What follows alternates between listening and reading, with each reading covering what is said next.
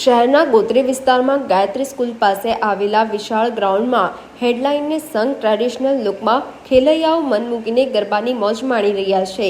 અમી અને વિનોદ ભવરિયા કલાવૃંદના સંગીતના સાનિધ્યમાં રવિ જાદવ, મનીષ પ્રજાપતિ અને પ્રીતિ માછી સહિતના ગરબાવૃંદની હલક સુરેશ સોલંકીના રિધમમાં ગરબાની રમઝટમાં ખેલૈયાઓ ભાતીગળ વેશભૂષામાં સજ્જ થઈ ગરબે ઘૂમે છે. આ પ્રસંગે ઓલ્ડ એન્ડ ન્યૂ ગ્રાઉન્ડના ઓનર નિખિલ પરમાર અને દિવ્યા પરમારે શ્રેષ્ઠ ખેલૈયાઓને નિહાળી 10 ખેલૈયાઓને પસંદ કર્યા હતા અને પોતાના તરફથી ઇનામ આપ્યા હતા. ઉપરાંત નિખિલ અને દિવ્યા દંપતીએ તમામ ખેલૈયાઓને નાસ્તો આપી ચોથા નોરતાની નવરંગી બનાવી દીધું હતું. આ અવસરે હેડલાઇન ન્યૂઝના CMD ગિરીશ સોલંકી અને સંચાલક સ્વેજલ વ્યાસના સ્વાગત બાદ મેયર પિંકીબેન સોની, સ્થાયી ચેરમેન ડોક્ટર શીતલ મિસ્ત્રી, નગરસેવકો ઉમંગકુમાર બ્રહ્મભટ્ટ અને નરવીરસિંહ ચુડાસમા તેમજ વૈષ્ણવાચાર્ય પૂજ્ય પંકજકુમાર ગોસ્વામીએ માની આરતી ઉતારી હતી. બાદ વૈષ્ણવાચાર્ય પૂજ્ય પંકજકુમાર ગોસ્વામીએ પોતાના ઘૂંટાયેલા કંઠે ગરબા ગવડાવતા પ્રેમીઓમાં નવું જોમ જોવા ભર્યું હતું. માની ઓઢણી ગરબાના ગ્રાઉન્ડની વિશેષતામાં સુગમતા ભર્યા ફૂડ સ્ટોલ, ઉત્તમ સાઉન્ડ સિસ્ટમ અને ખેલૈયાઓ તેમજ નિહાળનાઓની સેફટી માટે વિનયી સિક્યુરિટી સ્ટાફ જમાપાસુ ગણાય છે. ત્યારે ખેલૈયાઓ દરરોજ માની ઓઢણી ગરબામાં ગરબા રમવા માટે ઉત્સુકતા દાખવી રહ્યા છે.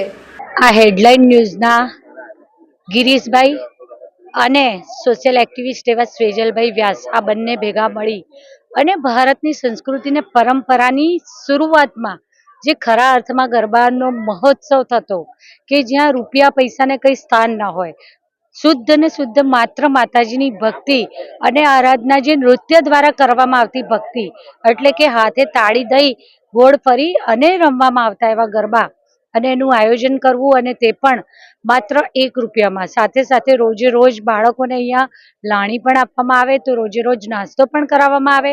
અને આજે અમારા હાથેથી અહીંયા જે પણ ગરબા ગાય છે તે વિનર્સને આજે સોના અને ચાંદીના ઇનામો, બાળકોને મેડલ પણ આપવામાં આવ્યા. તો બધા જ બાળકોને રોજે રોજ સ્કૂલમાં જતી વખતે ચોક્કસ યાદ કરે કે ગરબામાં અમે જ્યારે અહીંયા ગરબા ગાયા અને અમને અહીંયાથી લાણી તરીકે આપવામાં આવેલું આ લંચ બોક્સ. એટલે કહી શકાય કે સતત જીવાતા જતા જીવનમાં એની પ્રક્રિયાને વણી લઈ અને દરેકે દરેક વસ્તુનું સિલેક્શન કરવું. અત્યારે જ્યારે કોમર્શિયલાઇઝેશન થઈ ગયું છે ગરબાનું, ત્યારે ચોક્કસ માની ઓઢણી આ ગરબાને એક પોતાના માટે પ્રેરણાદાયી પથદર્શક આદર્શ રૂપ લઈ અને બીજા લોકોએ પણ આ રીતના ગરબાનું ચોક્કસ આયોજન કરવું જોઈએ કે જેથી કરી અને લોકો શુદ્ધ અને સાત્વિક ખરા અર્થમાં ભારતીય સંસ્કૃતિ અને પરંપરાને સતત આગળ ધપાવતા હોય એવી રીતે આ ગરબાના આયોજન અને અહીં રમતા બાળકો પણ ખૂબ ખુશ અને ખૂબ ઉત્સાહ સાથે આ ગરબા મહોત્સવમાં જોડાય છે.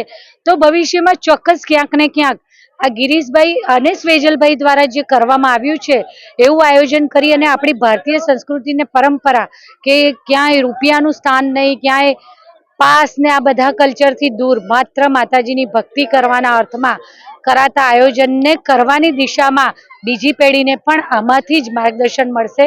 હું નવરાત્રી નિમિત્તે સૌને ખૂબ ખૂબ શુભેચ્છાઓ પાઠવું. મારું નામ ઠાકોર મીત છે. આજે અહીંયા હું ગરબા રમવા આવ્યો હતો મારા સિસ્ટર્સ સાથે, અને સિસ્ટર્સે મને ગરબાના સ્ટેપ શીખવાડ્યા. પછી જે રમવાની જે રમઝટ જામી એમાં મને નંબર આવ્યો છે મારો અને મેડલ મળ્યું છે. ટોપ 10માં નંબર આવ્યો છે. મને ખૂબ જ ખુશી છે અને 1 રૂપિયામાં અહીંયા જે ગરબા રમાડે છે એની મને ખૂબ જ ખુશી છે. Thank you. મારું નામ છે યોગીના પ્રજાપતિ. હું સમતાથી આવું છું.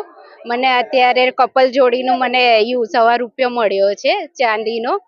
એમાં સરસ છે, અહીંયા આયોજન બી બહુ સરસ છે. અહીંયા આગળ 1 રૂપિયામાં જે ગરબા કરે છે એ બી બહુ સરસ છે. બીજી બધી જગ્યાએ બહુ મોંઘા પાસ હોય છે, જે બિચારા છોકરાઓ નાના હોય છે અને જે લોકો જોડે પૈસા નહીં હોતા એ લોકો આટલા મોંઘા પાસ ખરીદીને જઈ નથી શકતા. અને અહીંયા આગળ સરસ આવું આયોજન કર્યું છે અને નેક્સ્ટ ટાઈમ બી ત્યાં સુધી માતાજી એમની કૃપા રાખે અને આવું જ ચાલુ રાખે કન્ટિન્યુઅસ. એ સમય એવું લાગતું હતું કે હવે ગરબા થાય જ નહીં, આશા જ નથી. ના, માતાજીને જ હોય ને, માતાજી જ હોય ને. અમે ₹1 જીત્યા છે. અમને અહીંયા રમીને સારો અનુભવ થયો છે. લાગતું હતું કે નહીં ગરબા રમાય, બટ વરસાદ નથી પડ્યો એના કારણે ગરબા રમાયા છે. માતાની કૃપા છે કે આવા ને આવા 9 દિવસ નીકળી જાય. મુકેશ બાવરા છે. માં ઓઢણી જે ગરબાનું આયોજન કરવામાં આવ્યું છે ગિરીશભાઈ સોલંકી અને સ્વેજલભાઈ વ્યાસ તરફથી ખૂબ જ સુંદર ને એકદમ જોરદાર આયોજન કરવામાં છે. અને ₹1 જે પાસની જે સિસ્ટમ એમણે ચાલુ કરી છે ખૂબ જ અતિ સુંદર ને એકદમ બધા લોકોને એકદમ લાભદાયક થાય તે રીતનું આયોજન છે. જય મા અંબે. અહીંયા આગળ આવીને મને બહુ સારો અનુભવ થયો. ₹1 તો અત્યારે કોઈ નહીં રમાડી શકતું.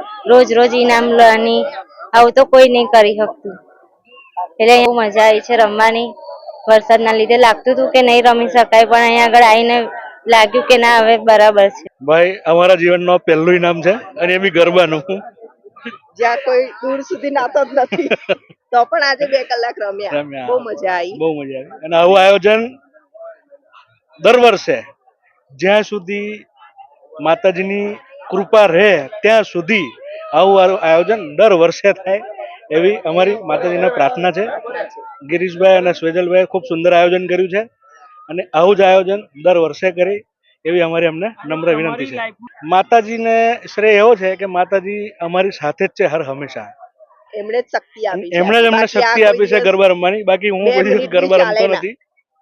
એમણે જ શક્તિ આપી. હા, ₹1 પાણી પણ નથી મળતું એ સત્ય હકીકત છે, પણ એ શક્ય કરીને બતાવ્યું છે હેડલાઇન્સ ન્યૂઝ અને સ્વેજલભાઈએ કે ભાઈ ગરીબ તબક્કાનો માણસ બી ₹1 ગરબા રમી શકે.